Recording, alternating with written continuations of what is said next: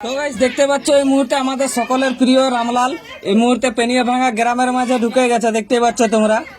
তো আম গাছের থেকে আম পড়ে একটা একটা করে কুড়াই খাচ্ছে, দেখতে পাচ্ছ আমগুলাকে রামলাল এই মুহূর্তে পেনিয়া ভাঙা গ্রামের মধ্যে ঢুকে গেছে সকালবেলায় লোধাশুলি রেঞ্জের পেনিয়া ভাঙা গ্রামে।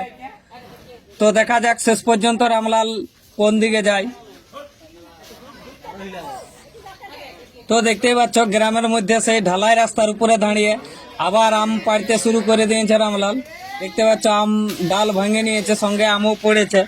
তো সেইগুলা রামলাল আস্তে আস্তে করে কুড়ে কুড়ে খাবে সম্ভবত। তো দেখতে পাচ্ছ রামলাল ডাল ভাঙলো, কিন্তু ডাল থেকে আম খায় নাই, আর আস্তে আস্তে করে দুলকি চাইলে ঢালাই রাস্তার উপর দিয়ে গ্রাম থেকে আস্তে আস্তে করে বেরিয়ে আসছে, দেখতেই পাচ্ছ তোমরা। খুব সুন্দর ভাবে রামলাল দুলকি চাইলে ঢালাই রাস্তার মাঝে দিয়ে আসছে গ্রামের মাঝে।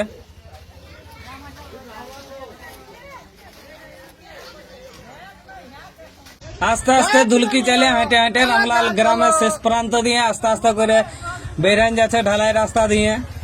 রামলালকে দেখার জন্য গ্রামবাসীর মানুষের ভিড় জমেছে। তো আপনাদের সকলের কাছে একটি বিশেষ অনুরোধ, রামলাল আমরা সবাই জানি রামলাল শান্ত প্রকৃতির হাতি, কিন্তু তবুও এর থেকে দূরত্ব বজায় রাখা ভালো, কারণ বিপদ বলে কয়ে আসে না, যে কোনো সময় দুর্ঘটনা ঘটে যেতে পারে, অতএব এর থেকে দূরে থাকাই ভালো।